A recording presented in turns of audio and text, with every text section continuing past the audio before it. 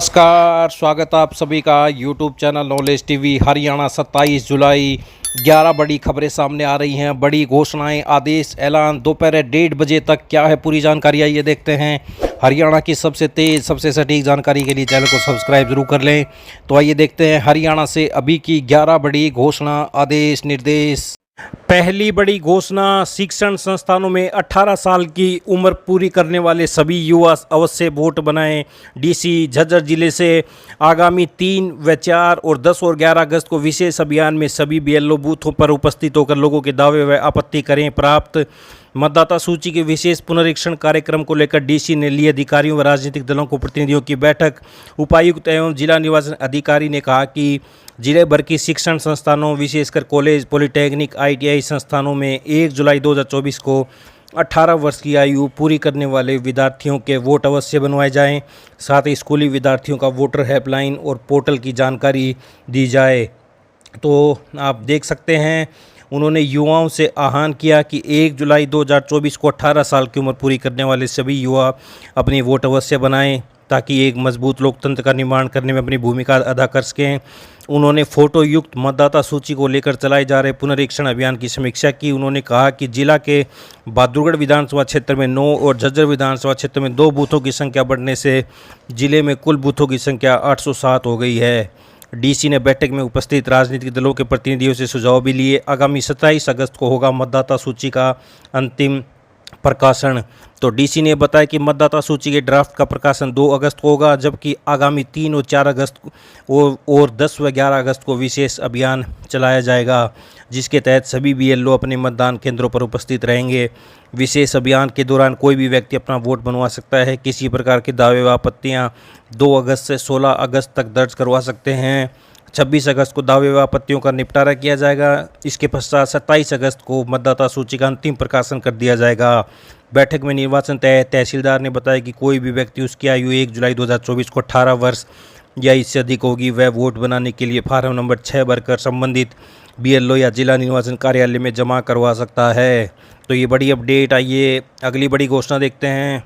हरियाणा के अस्थायी कर्मचारियों को स्थायी किया जाएगा। बड़ी अपडेट सामने आ रही है। मुख्यमंत्री नायब सिंह सैनी की अध्यक्षता में 5 अगस्त को होने वाली कैबिनेट बैठक में इस नीति को मंजूरी दी जा सकती है। इस बैठक में यह भी तय होना है कि कितने साल की सेवा वाले कर्मचारियों को नियमितीकरण में शामिल किया जाना है, यानी 5 साल, 7 साल, 10 साल। यह भी तय होना है कि किन कर्मचारियों को नियमित किया जाना है। अभी तक की चर्चा के अनुसार हरियाणा कौशल रोजगार निगम में पोर्ट किए गए कर्मचारियों को नियमित करने पर विचार किया जा रहा है। कई कर्मचारी ऐसे हैं जो विभागों में काम कर रहे हैं, लेकिन उन्हें हरियाणा कौशल रोजगार निगम में पोर्ट नहीं किया गया है। उन पर अगली बैठक में चर्चा की जाएगी। तो कच्चे कर्मचारियों के भरोसे हरियाणा सरकार। स्वास्थ्य विभाग में 1500 कच्चे कर्मचारी, बिजली विभाग में 8000 कच्चे कर्मचारी हैं, यूएलबी में 8000, पब्लिक हेल्थ में 3000, एचएसवीपी में 5000, शिक्षा 5000, गेस्ट टीचर 14000, अन्य 2000। इनमें से अधिकतर कर्मचारी हरियाणा कौशल रोजगार निगम लिमिटेड के साथ रजिस्टर्ड हैं। तो ये आप देख सकते हैं, हरियाणा सरकार ने अस्थायी कर्मचारियों को नियमित करने की नीति तैयार करने के लिए वरिष्ठ आईएएस अधिकारियों की कमेटी गठित की है। वरिष्ठ अधिकारियों की इस कमेटी की पहली बैठक 26 जुलाई को हुई थी। इसमें पंजाब की नीति के बिंदुओं पर भी चर्चा हुई। हालांकि पहली बैठक में नीति के मसौदे पर ज़्यादा चर्चा नहीं हो सकी, लेकिन इसकी पृष्ठभूमि पर चर्चा हुई। कमेटी की दूसरी या तीसरी बैठक में नीति का मसौदा तैयार किया जा सकता है। तो हरियाणा में नौकरियों की स्थिति क्या है? कुल मंजूर पद 4.5 लाख, रेगुलर कर्मचारी 2.7 लाख, खाली पड़े पद 1.8 लाख, कच्चे कर्मचारी 1.25 लाख, हरियाणा कौशल रोजगार निगम में रजिस्टर्ड 1.05 लाख। तो हरियाणा के अस्थायी कर्मचारी होंगे स्थायी। तो ये बड़ी अपडेट। कैबिनेट बैठक में सीएम लेंगे फैसला। कमेटी गठित। संविदा सेवा दे चुके कर्मचारियों के लिए बनेगा ड्राफ्ट पॉलिसी। तो ये बड़ी अपडेट। आइए अगली बड़ी घोषणा देखते हैं। हरियाणा में आज 11 जिलों में भारी बारिश का अलर्ट जारी किया गया है। इसमें यमुनानगर, करनाल, पानीपत, सोनीपत, रोहतक, झज्जर, रेवाड़ी, गुरुग्राम, फरीदाबाद में मेवात और पलवल जिला शामिल हैं। इसके अलावा कैथल, जींद, कुरुक्षेत्र, अम्बाला, पंचकुला, भिवानी, चरखी दादरी और महेंद्रगढ़ में भी हल्की बारिश हो सकती है। इस बीच पानीपत और झज्जर में सुबह बारिश भी हुई है।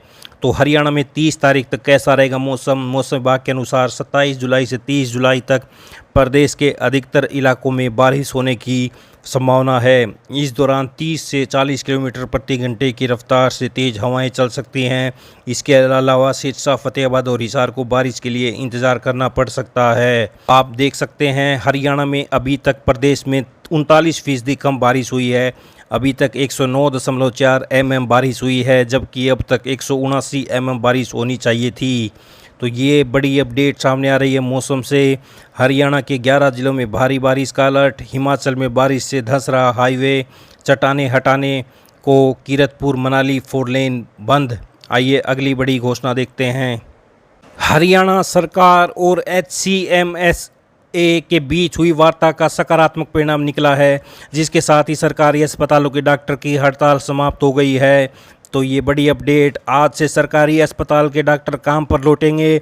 सरकार के साथ HCMSA प्रतिनिधियों को काम पर लौटने व बैकलॉग पूरा करने के विषय पर सहमति बनी है। तो ये एक दिन पहले ही मुख्यमंत्री के मुख्य प्रधान सचिव, स्वास्थ्य विभाग के अतिरिक्त मुख्य सचिव और मुख्यमंत्री के अतिरिक्त प्रधान सचिव से HCMSA प्रतिनिधियों की मुलाकात हुई थी।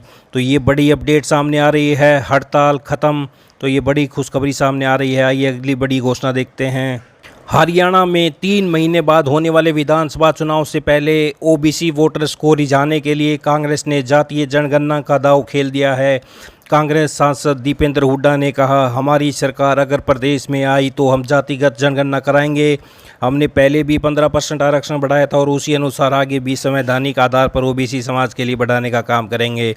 हालांकि बीजेपी केंद्रीय स्तर पर भी इसके पक्ष में नहीं है। ऐसे में जातीय जनगणना के दावे से जहां कांग्रेस OBC और SC वोट बैंक को साधने की कोशिश में है, वहीं भाजपा के लिए यह चुनावी मुसीबत बन सकता है। हालांकि OBC वर्ग से नायब सैनी को मुख्यमंत्री बना भाजपा जरूर कांग्रेस के दाव को फेल करने की कोशिश कर रही है। तो जातीय जनगणना में हर जाति की आबादी की गिनती की जाएगी, उसके हिसाब से आरक्षण की स्थिति तय की जा सकती है। तो हरियाणा विधानसभा चुनाव से पहले कांग्रेस ने OBC कार्ड खेला। हुड्डा बोले सरकार बनी तो जातिगत जनगणना कराएंगे। आइए अगली बड़ी घोषणा देखते हैं। नए राशन डिपो को लाइसेंस लेने हेतु आवेदन आमंत्रित किए जा रहे हैं। इच्छुक व्यक्ति 8 अगस्त 2024 तक saralharyana.gov.in पर जाकर नए डिपो के लिए कर सकते हैं आवेदन। तो नए राशन डिपो का लाइसेंस लेने हेतु आवेदन आमंत्रित हैं। क्या क्या क्वालिफिकेशन है, आइए देखते हैं। आवेदक की शैक्षणिक योग्यता कम से कम 12वीं पास और कंप्यूटर का ज्ञान होना अनिवार्य है। आवेदक की आयु 21 वर्ष से 45 वर्ष तक होनी चाहिए। इच्छुक व्यक्ति saralharyana.gov.in पर नए डिपो के लिए कर सकता है आवेदन। 8 अगस्त 2024 तक करें आवेदन। तो ये बड़ी अपडेट राशन डिपो से संबंधित।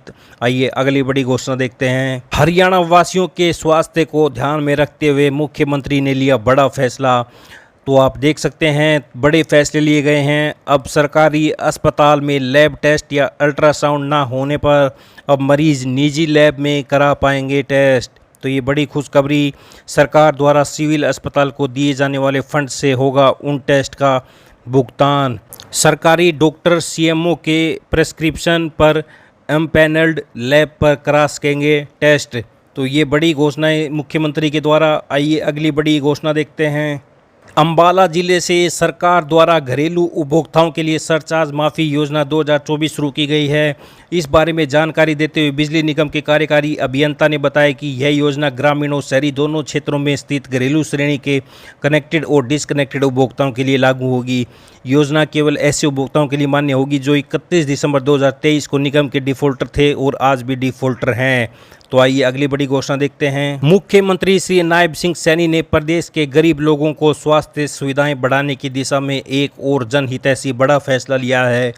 अब गरीब लोग सरकारी अस्पतालों के साथ साथ निजी लैब में भी मेडिकल टेस्ट मुफ्त करवा सकेंगे। तो ये बड़ी घोषणा। आइए अगली बड़ी अपडेट देखते हैं।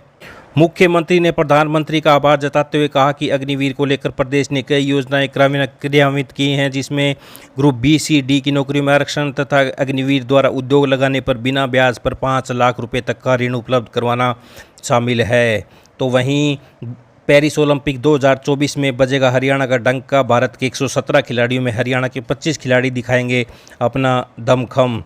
तो तो ये देख सकते हैं कितनी राशि घोषित की गई है। स्वर्ण पदक के लिए 6 करोड़ रुपए, रजत पदक के लिए 4 करोड़, कांस्य पदक के लिए 2.5 करोड़ रुपए, सभी प्रतिभागी खिलाड़ियों को 15 लाख रुपए, सभी खिलाड़ियों को पेरिस ओलंपिक 2024 की शुभकामनाएं दी हैं मुख्यमंत्री। तो ये बड़ी खबरें सामने आ रही हैं हरियाणा से। पल पल की जानकारी के लिए चैनल को सब्सक्राइब जरूर कर लें। इस अपडेट में इतना ही, धन्यवाद।